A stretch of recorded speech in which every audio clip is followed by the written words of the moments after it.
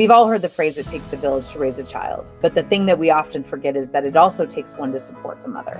Well, speaking of the village, this is our podcast. I'm Nicole Harlow. And I'm Dawn Thompson, and we're here to connect you with a village of support you need from pregnancy to parenting.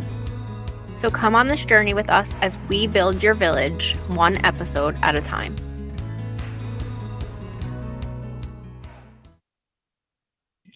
All right. Hello. Welcome to Speaking of the Village podcast today. I'm so excited to be here on this beautiful sunny summer Monday with two lovely women, my co-host Dawn Thompson. Hello.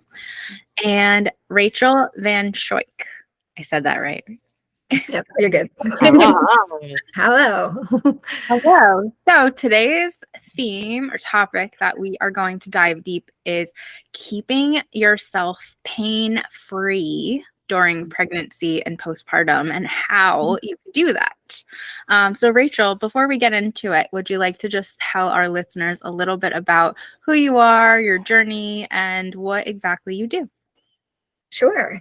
Yeah. So hi, everyone. So happy to be here and thankful to be here. And so I am a prenatal and postpartum specialist along with an osteopathic manual therapist. I kind of blended the two worlds of manual therapy and exercise together to help women. At first, I was kind of in orthopedics and just helping with general injuries. And then after having kids of my own and just seeing how the world is and how prenatal and postpartum care is, I was just like, you know what? I really feel like I need to go further into this work. And it kind of led me down a deeper rabbit hole of more pelvic floor and posture and how it all connects and how body work and, corrective exercise can really complement each other really well for what these women need during both periods of time. And went through two different kind of births for myself and two different kind of healings. And it was two different kind of whirlwinds, if you could say, going through those and learning through what I went through and who I saw and what I did for myself, just put me down the path even deeper. So yeah, that's why I'm here. Awesome. So yeah, let's just get started. Let's jump right in. So what inspired you to specialize in prenatal and postpartum health? But also, how has your approach evolved over the years? Because I know a lot of our stories all start with, well, I became a mother. Right. So I'll actually start with, I was a dancer and I got hurt being a dancer and had to get myself out of that realm of being hurt. Like it took me out of doing things. I had to stop dancing, nonetheless, to say. So then I went down this rabbit hole of healing and finding out ways I can make things work better. I've had my share of epidurals for low back pain, which are not fun. And then kind of traveled down this other road of finding prenatal and postpartum care during my pregnancy. I had my first son in 2020, so that was a fun year. And then another one to 20 months after that. And just finding more nuances about how things can be different and change, but at the same time, very similar. And things like pregnancy don't have to be so specialized because we're just pregnant at the end of the day. We're not fragile. Maybe there's certain cases or scenarios, right, that prevent us from doing things, but we can handle a lot more than I think we can. And I really wanted to help women stay strong during those times and most of all pain-free, because I know pain pops up a lot in pregnancy and carries right over into postpartum, and they always kind of coincide, and it depends on the birth you had or didn't have, or all the things tie into it. And it really kind of steered me back more into this direction, especially after my second. I had an emergency C-section, and that just kind of rocked my world completely. which I'm sure it does a So lot of moms. I want to go back just a second because you mentioned something about having multiple epidurals. I think the average person doesn't recognize, like, they just think of epidural as what they get in labor and that it numbs them from the waist down. So I think just a quick, like, this type of epidural is not like that. It is just a very centralized, it doesn't prevent you from walking. It just gives numbing essentially in a very specific spot. Right, 100%. Okay. So that kind of epidural was because I was having this back pain and couldn't move my legs a certain way. So they said, okay, let's go for an epidural in between certain discs. And it was supposed to help numb and alleviate the pain reception that was happening. Right. And one, I guess, worked. And the second one went into the wrong space. So they claim. It's one of those good things. And at the time, they weren't doing guided epidurals. Everything now is changed over to those guided epidurals where they actually can see on a scan and they're making sure they get the right space, those things. But second one did not go great and couldn't really walk that well after, I'll tell you that. So that was like really aggravating and like disheartening at the same time. Yeah, I'm sure. Well, the typical medicalized, I'm going to use medicine instead of correcting your movement or correcting your posture or finding the root cause of the pain. Exactly. Let me just inject you. And of course, we know all in medicine. That'll fix everything. Yeah. All medicines have side effects or things that can go wrong. Like, point. So what do you feel like are like the most common things that you see as far as pain goes in women and folks that are pregnant? I feel like the biggest thing for especially pregnant women is back pain. Back pain is huge. Anywhere like there between that and like pubic symphysis pain. They kind of go back and pubic pain is what I hear a lot. Back and forth, I almost feel like. But and that all has to do with how much our spine changes and our pelvis changes. And the laxity from that relaxin really just changes how everything can move and adapt. And the ways there are so many ways, that we can like help keep a different form that can help stabilize our pelvis better and move it in the right direction and not have these pains that stagger and linger and like brings you to your knees. Like I remember there was one time I was sitting on the couch for a little bit and I was like, okay, I'm going to get up. I got up and I literally dropped down to the floor. My husband looked at me. He was like, are you okay? I was like, yeah, I'm good. My back just gave out real fast. Hold on. Yeah. But I was able to like, I was like, let me just do something real quick. And I did something real quick. I got up and I was like, okay, I can move again. I was like, I don't want this to happen to people. Like I need to help people to make sure that this doesn't happen to them. And luckily I know what to do, but that's part of kind of even why I train the way I do and I treat the way I do, because I want to be able to give people the tools that, God forbid, something goes wrong, they can fix it immediately versus, well, I have this pain and it's been here for a while. And you know what? I haven't seen anybody. I don't really know who to see. And then it just lingers and lingers and lingers. And then compensation on compensation of compensation. And the next thing you know, it's like this big giant problem with all muscles firing the wrong way, all joints and ligaments inflamed, and who knows what it could bring down later. So with my first pregnancy in 2017, I was so focused on being afraid of birth, quite frankly, that I didn't focus on my body. I didn't focus on my postpartum. We'll get into those stories, I'm sure, on other episodes. But what happened when I got pregnant with my second in 2020 is that by 15 weeks, I had the pubis symphysis pain. I had the back pain, and I couldn't lift my legs. Like I couldn't lift them. It was so bad. And I saw a pelvic floor therapist. She told me all of the things that, like, I was standing the wrong way and, like, just these little slight manipulations that shifted everything.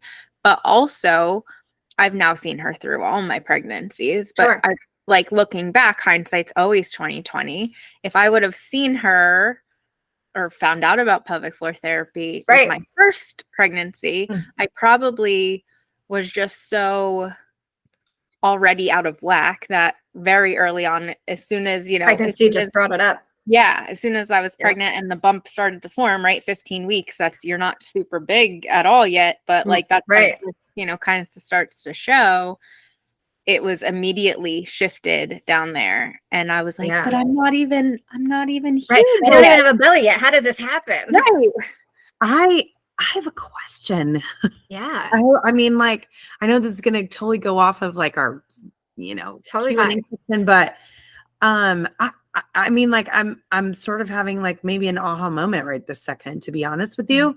My last baby, this might make me get emotional. Shoot. It's okay. That's okay. That's what this is for, right? My last baby, when he was born, he was my first vaginal birth after 3 cesareans. Wow. And he was a full 2 pounds bigger than his sister, who was born 13 months prior. And in both of their births, I've had 4 total, right? Yeah. In both of their births, I had excruciating back labor, excruciating. And it didn't matter their position. Like, I knew all the things, right? Sure. But when he was born, I birthed him very rapidly, and I wound up actually prolapsing everything. I prolapsed my rectum, my urethra, my bladder, my vagina, like everything. And I wound up having to have reconstructive surgery about a year after he was born. And, these are sometimes the things we don't talk about, right? As like things that happen. But I literally pushed him out in 2 pushes, and he was nearly 10 pounds. And so I just did, I shouldn't have, I just, I mean, it is what it is, but I have continued to have pelvic issues. My pelvis is constantly tilted and to the one side. And it does not matter what I do. I've done physical therapy. I have done chiropractic care. Like, it just makes me think like, wait a minute, maybe what I should be doing is seeing a pelvic floor specialist, because clearly my pelvic floor was a mess. Right. And like, I wonder if, because I just had to have a knee procedure because of it, because because of the way I've been walking, I literally destroyed my what's that? Meniscus, torn meniscus. But then it's also just deteriorated significantly. I'm having issues with my my Achilles on this side. Everything that's happening is all on this side of my body. And now I'm like, wait a minute. So I am I having an aha moment? You are, yes. It is all connected, and sometimes it stems from the pelvis, sometimes it stems from the feet, sometimes it stems from the head. But a lot of the times, especially when it's something like you had a VBAC, you had a construction surgery, all that had to do with your pelvic floor, everything shifted and changed with that pelvis. And even though all of your symptoms are on that right side, it's likely even the left side that's actually your problem. So it's actually like the reverse of what we would think. Yes, I'm sure there's something happening on that right side, but likely it's the left side that's affecting the right side. You probably compensate on that right side. Exactly. So your right side's been trying to pick up all the slack. So someone like myself or a pelvic floor therapist are definitely in your alley, because one, the pelvic floor therapist is going to look directly at your pelvic floor and they can do internal work, or someone like myself focuses on completely doing manual therapy to help reorganize the tissue and the structures to make sure that your pelvis is in line along with your spine, which then affects the chain of going down, down, and down, and down, and down to make sure. I mentioned he's 14. And these things can still last a long time. Clearly. I mean, especially if you don't know where to go, right? Yeah. And it's not given to you. That information is not given to you, right? I always say when you're pregnant, you get an OBGYN and a pediatrician, and everyone else you got to find them yourselves. right? Or even know to find them, right? I mean, like I'm Right. in maternity care. And like, I mean, obviously I've heard of lots of people doing pelvic floor therapy. And I actually went to a pelvic floor PT for a while, but it just didn't feel like it was doing anything. And I just didn't, I don't know. It just didn't feel like it was doing anything, and I was paying for it. And so, but you know, and I think that's part of this issue, right? Is that so many people could probably use this, but can't afford to do it because it's, Also true. you know, it's not a covered by their insurance. It's not typically found, you know, I mean, the amount of money that I've spent in chiropractic care is really absurd. And it just, and it does a temporary fix every time. I feel amazing. But then within 3 or 4 days, I'm just right back to where I was. Right. So Rachel, can you explain the importance of like proper posture and like core activation for women, especially during and after their pregnancy, so that we don't see things like Dawn's example kind of happen 14 years later, still having issues? Yeah. So like, and that's the thing, like just on kind of like you said, like you've been to the pelvic floor PT, you've been to the chiropractor, you've been to this, you've been to that, like you've done all the things. And of course, not every chiro is the same, not every PT is the same. But it's all expensive at the end of the day. And what we need to focus on, or what I feel we need to focus on, is more of that posture aspect, because our spine almost changes almost 50% in pregnancy. Like that's huge. That's huge. And that's not taking into account if you maybe have any slight bulges or herniations or scoliosis or something wrong that happened 20 years ago prior to the pregnancy that you never dealt with.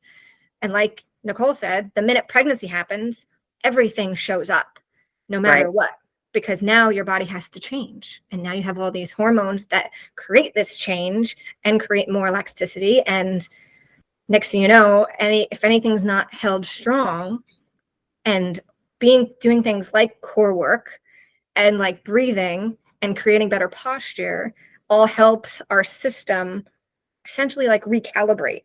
From who I've learned from, I learned from a French osteopath named Guy Voyer, and he's this theory of osteopathy. We actually have five diaphragms really, but 4 major ones in our body that are, if they were all working together and moving well, we have no illness at all.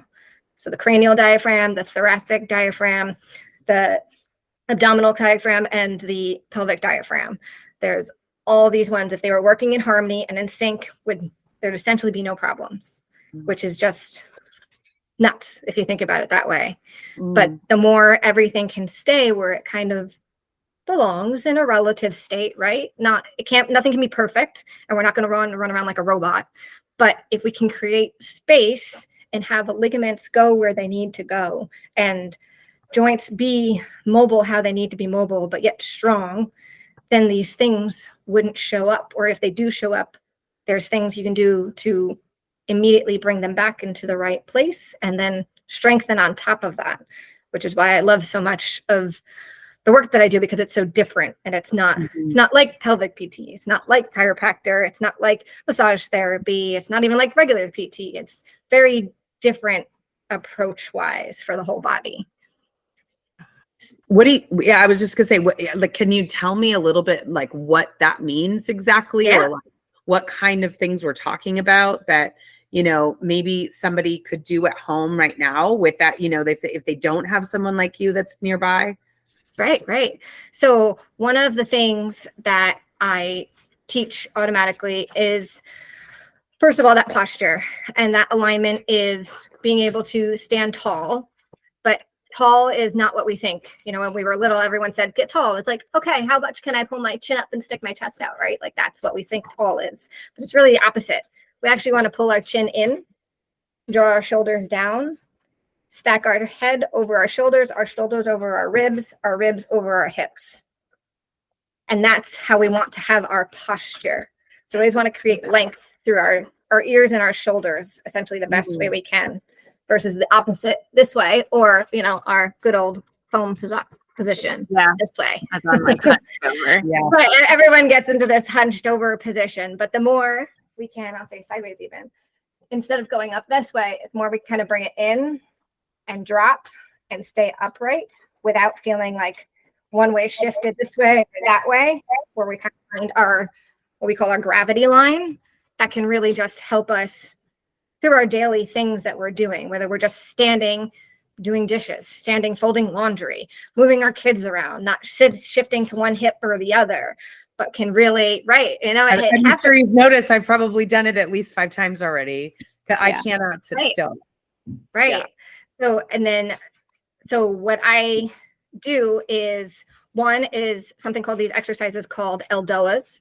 And these are actually spine specific exercises dedicated to lengthening and strengthening and creating space within the spine at each specific junction. So L5S1, T67, C5, C4, C5, like every one of those specificities has an attachment, has a placement, and has ways to actually increase the space. So when you go to the chiropractor, you get adjusted, you can do this, and that will help maintain your adjustment. So then you don't have to go to the chiropractor 3 times a week for 6 weeks. You can go once for the month and do your exercises at home, and the likelihood of you needing that next adjustment is lessened. So yes, you can play with all these different things together, but then they become less because you now have the strength and ability to do it on your own versus needing 3 times a week of going to the chiro, 3 times a week of going to the physical therapist, 3 times a week of going to, you know, all these things, because they add up. But the more you can learn about your body and how you can move in these ways, becomes really, really powerful and empowering at the same time, because you can do it yourself. Right.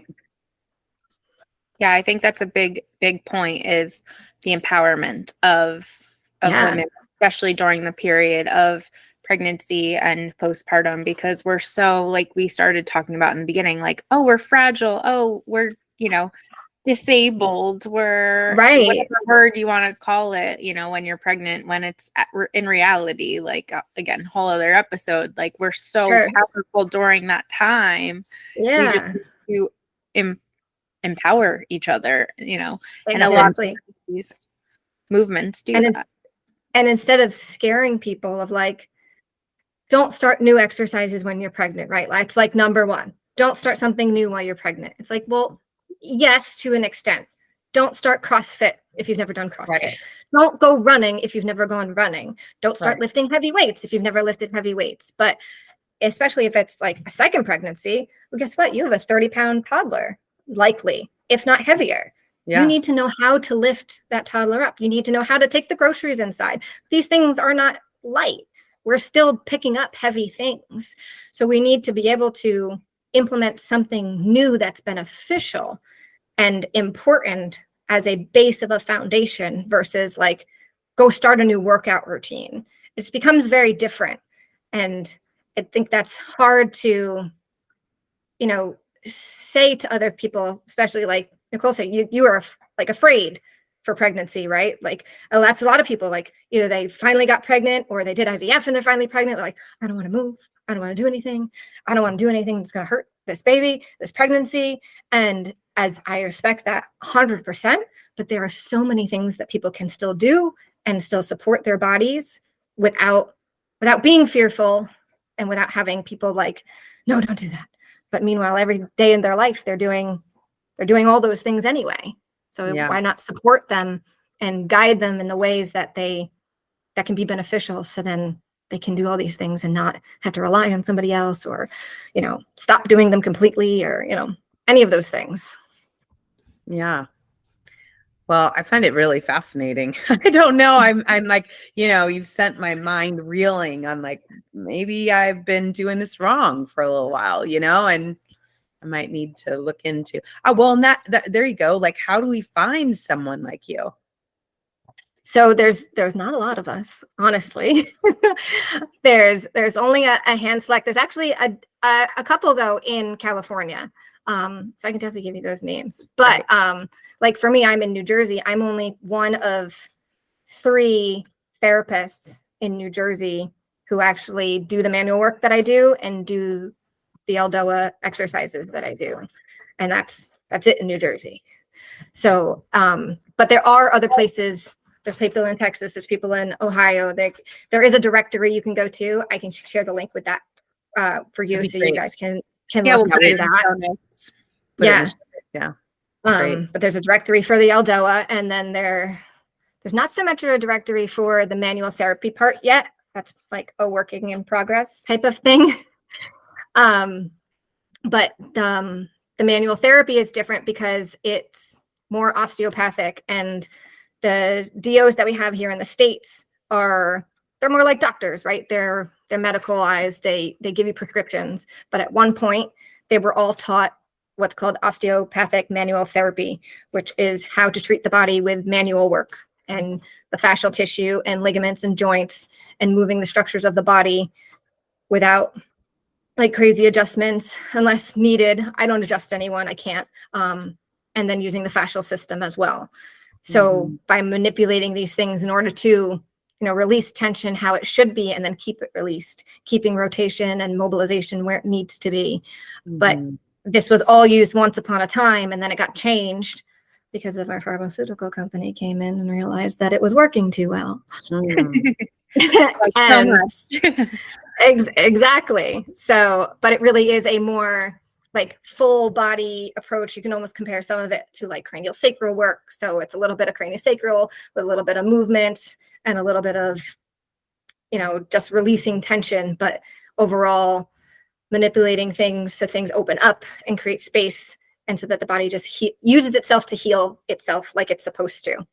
So it just speeds up that process, which is huge, especially even like lymphatic drainage area too, which is a completely different rabbit hole, but a completely different way that's done in osteopathic medicine than like the normal lymphatic drainage that we see, which is great for postpartum. Okay. So sorry, that's like a whole nother topic. I know. I'm interested. That lymphatic thing is very interesting to me, because I was actually just saying to my husband that I felt like maybe I needed a lymphatic massage, specifically. So interesting. So I think that's definitely something we should talk about next time. Yeah.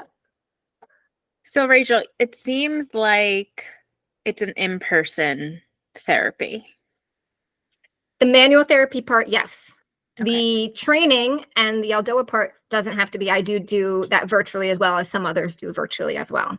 Okay, great. Because that was my next question. Is this something that if there isn't someone close, can it be done virtually, at least in some sense? And then also, is there like a licensing state restriction? Regulation or restriction. I know with certain therapies and things, you have to be licensed per state. Is it just a general like United States, or is it regulated like that? So it's because I am a licensed massage therapist, I have the ability to be licensed to touch. So I have the ability to do all of these treatments. I'm not crossing any lines. I'm not adjusting anyone. I'm not doing any internal work. That's where the chiropractor and the pelvic floor therapists come into play. But you would need to be at least a certified personal trainer and a licensed massage therapist in your state, whatever. Some states have different rulings or different hours you need to do. And then some of the people who also do this are also chiropractors as well. So they've already tied the two together. So for our listeners who may be like, oh, wow, I really need this therapy, and they're in Florida, let's just say, could they contact you in New Jersey and you can help them? Or is it because you're in New Jersey and they're in Florida, there has to be someone in Florida to help them? No, I could help them in New Jersey if from Florida, and that's all fine. Okay. As far as I know. That's all fine. But yeah, and I would just teach them same like I would teach any person I would do virtually. But if they wanted to see someone for manual therapy, then I could help guide them to who is in their general area. Or I've had people also come to where I am. So, there's always that possibility too. And I've flown 2 places for people. It's a whirlwind of things that can happen for these things because it's so different. Yeah. Nice. Awesome. Yeah.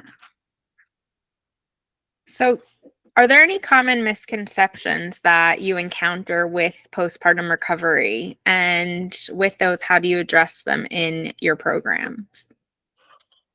So I think one thing is that it's like twofold. We go back too fast / we don't do the right thing soon enough. Because we're told always to like, you can't do anything until you're 6 weeks, right? Like that's your standard. Don't do anything.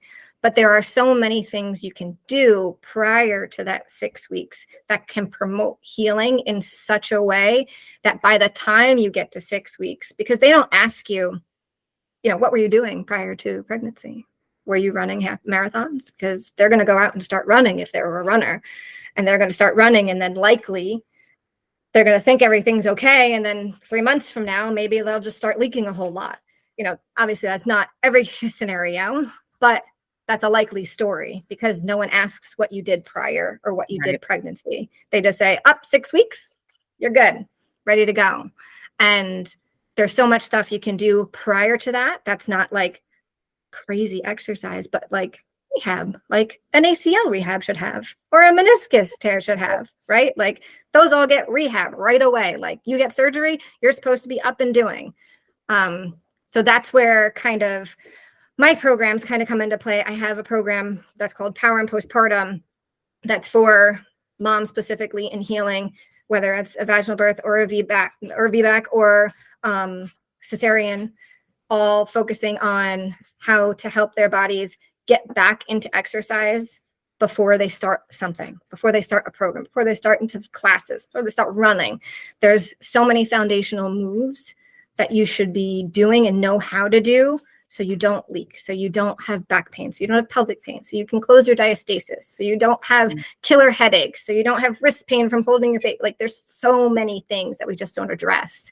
And this is the program that I've created that really addresses all these things, all the therapies that I've learned, all the exercises that I've learned, all the Aldoas that I've learned, and combined it together to make this one comprehensive program for women trying to get, back to themselves or feel back to normal and whatever that status is. That feels like to them. Like, and that's the thing. It's whatever that's to you. I'm not here to say you need to go one way or other, but just to help guide you to whatever you want it to be, because it's going to be different now, and that's okay, but it can be stronger and better. And that's where I want to help. I think it's so fascinating. I see, and it breaks my heart, I see on a lot of mom groups that I'm in, like, oh, how can I get, my body back? And, oh, who's giving Ozempic and Wegovy and the injections? I'm postpartum and I'm like, oh my gosh, like yesterday I saw someone and I was just like, but those aren't good for breastfeeding, so you're not breastfeeding. And give yourself some grace, girl, because you just had a freaking baby. So like that's what we're focusing on. Like society has it so backwards. So if you're, first of all, if you're listening to this podcast, thank you, because you already know that 100%. There's so much more, that you're worth so much more than losing the baby weight, but really focusing on the pain-free, on making sure that your body is thriving for your baby, for yourself, for your next pregnancy, for your family. That's a different conversation, right? So of course, getting back, we can talk about getting back, but really it's just setting yourself up for future success, alleviating pain with your new body. Right? Exactly. Like I have a workbook that I have, and it says, not bounce back, better than before. Yes. Because that's really what we are. Like our bodies, I mean, I've had 4 babies come through this body, and I look at it so differently than I did pre-pregnancy. The rolls, they're there, the chunk is there, the marks are there, but it's so much better than it was before because it has purpose. It's created, it's delivered. There's so much around it. And I treat it in a different aspect too. I invest in the pelvic floor, even though it's out of network. I do the, the add-ons that other people would the other work, because I know how powerful the body is and how much it deserves. Not, I hate my body, I hate these rolls. I hate these marks. Give me the injection to lose the weight so I can impress other people. Right? Like that's a totally different conversation. So I love that what you do really focuses on that aspect. Yeah. Thank you. Yeah. Like I really tried to make it it's more about the longevity of everything, right? Like how can I make it so I am not crying by the time I'm 50, 60 years old and going, crap, what happened to me? I used to do all these things. But you did do things, so you can't say you didn't. You did do things. I know, but clearly it hasn't been enough. Oh no, it's been. You can't know what you don't know if you don't know. Right. You know, that's what I always tell people. Like, it's my same like it's usually conversation. Well, how did I not know about you? It's like, well, you don't know what you don't know until you don't know it, and that's okay. And it's not to say what you did was wrong. It wasn't wrong. Right. It was what you know, and you did it. And I'm sure it helped to an extent, right? Like. There's always layers to all of these things. And there's always another route and another thing and another this and another that. And no matter what you do, you have to figure out what's right for you. You have to figure out who jives with you. And that conversation can go to a better place when it's more about like the prepping for baby number 2 and versus, well, I'm just going to have another baby. Why do it? Why bother? Why bother get everything good to get it bad again? It's like, no, do it now so nothing's bad. And then you can just keep that flow going for however many kids you want. Like, and then can change your birth completely too, right? Like that's all ties in. I don't think I mentioned this in the beginning, but I'm also a birth doula now. And I'm trying to like combine all the things with everything to be, okay, here's what we do in pregnancy. Here's what we do for birth. I'm going to set you up right away for postpartum. Then let's do it again. So trying to do all the things. I mean, I love that. Tell me about that. How does this sort of thing impact birth? Oh, that's like a whole other conversation in itself. But like, there's so many different ways of, highlight. I'm sure you know, like how you prep for birth, right? There's so many things you can do, but depending on where baby is, you can help by doing certain positions and certain internal rotations, external rotations, inlet, outlet of the pelvis. There are so many different ways to put yourself in a position that can help aid that baby to come out better, faster, whatever you want to call it, but more efficiently than the standard nothing, lay on your back and just be there. Because I mean, as a doula, that was, I started as a doula back in 2003. So it's been a minute. But after several years of being a doula, one of the first things I started doing was because I had so many posterior babies that were, giving those mamas a run for their money and a challenging birth. I became kind of obsessed about like talking about positioning and like exercises that they could be doing and doing everything that they could to encourage a good, well-positioned baby. And like, I'm always blown away at how many people spend a tremendous amount of time in saying like, oh, how do I get labor going? How do I get labor going? Like, oh, I should be drinking raspberry leaf tea. I should be eating dates. I should be doing all of these things. And I'm like, don't even do any of those things unless you're doing this, like, unless you're really focused on like, how do I get my baby into the best position possible? Because that's the thing that's going to make a difference in your birth, not whether you drink red raspberry leaf tea. I'm sorry. Like maybe it might help tone your uterus a little bit more. But there's additives. Right. If that baby's in a wonky position, then and you don't know how to breathe efficiently to help relax your pelvic floor and not push like you're trying to poop. And all these things that we're told, there's so many ways you can move the body and change the positioning and have them move and have them turn and have them flip and do all these things from being breached to transverse to what we want the position to be.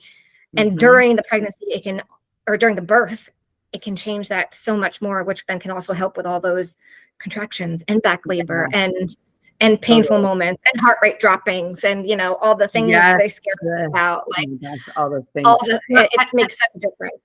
And we could totally have a conversation about how Pitocin impacts the position of the baby so dramatically because it's and people are just completely unaware, and then they go, my baby got stuck, and it's like no, your baby was being shoved so much harder into the pelvis than it should have been, or what would be natural. And now your baby is asynclitic because they have been being pushed and pushed and pushed. And because it's not natural contractions, your baby's head has been turned sideways, and now it's taking significantly longer, if at all, that your baby will come out.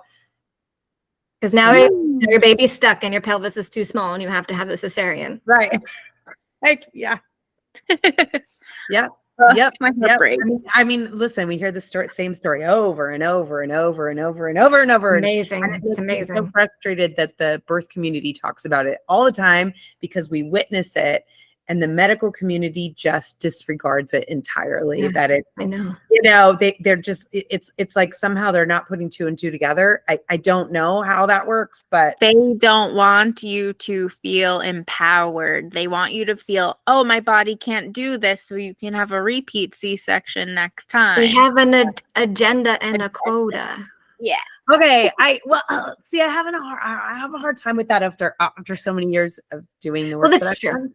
But I don't think these people go to work thinking they're going to traumatize people every day. No. And so no, not at all. The system has 100%. been built to be profitable and all of those things, and they have been taught a certain way that makes that system work. Right. But I don't believe that. I don't believe this anymore, because I used to. I used to believe, but I don't anymore. I really believe they do not go to work every day thinking, how can I traumatize people, and how can I make the most money, and how do I no, I don't think that's the way they're thinking.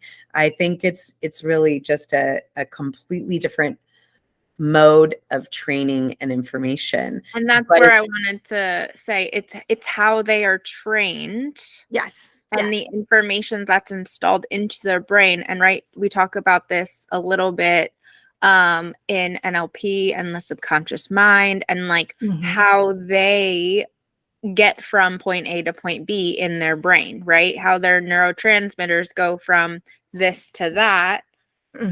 There's not a up, down, sideways. There's just one to one, because of the filters, the lenses, the way that their subconscious deletes, distorts, and generalizes information. They're seeing it this way. So even though their intention, their heart, they're in this work, they're passionate about supporting women, helping women, in their view, that's all they know essentially to do when this trigger is happening. So to Dawn's point, I don't think it's the actual doctor or OB or nurse that's sitting there saying, how many women can I traumatize today? No. And if they are, they should be kicked out for malpractice, because that's evil, right? They should. However, under that layer in the subconscious, unfortunately, it's how the medical system has implemented medical training that has funded through, like you said, the system, the agenda, the corporations that be. And it's really sad because, and we see it, we don't even just see it in birth, we see it across the board in our education system, in our healthcare system, in our everything. So that's a whole other tangent. We could be here for a whole other hour talking about it. But the point is, it's really easy. It's really easy to say the doctor wants to do a C-section because he's got a golf game. I think that we simplify it. And I'll say, I have said those words over that, but in 20 years and many, many, many conversations with care providers and nurses and all of those things, the reality is that it's far more complicated than just a blatant, they just don't care, right? No, and it's care, or they don't. It's not that they don't care. It's not true. It's not true. And there are some. I mean, don't get me wrong. There's just some narcissists in healthcare. There's no question about it. Anytime you have a position of power, people who are narcissistic are going to be attracted to it, and they do come for it to come to it from the wrong place. Now, that is not the majority of them, and we should not throw the majority of them under the bus for one. Or a small portion of them. So anyways, there's my soapbox for the day on this. Many people who've known me for a long time will probably be really surprised by all of that because I was pretty angry and frustrated and all those things. So, Yeah. And it's valid for you to experience that pendulum swing, I think. Like when you're in it, when you're in the thick of it, you see it from your lens, which is very different from the other lens, right? Yeah. So I mean, we can have a whole conversation about our subconscious and how we process information, and especially how that is with pregnancy, birth, and postpartum. So maybe that is a topic we will talk about. Right. Let me make a note. But yeah, as we have said, I think there's a lot of really cool tips that you've given us today, Rachael, and some awareness just around another route that could potentially work for women experiencing pain during pregnancy and postpartum and even birth. So before we end today, I just wanted to ask you one more question.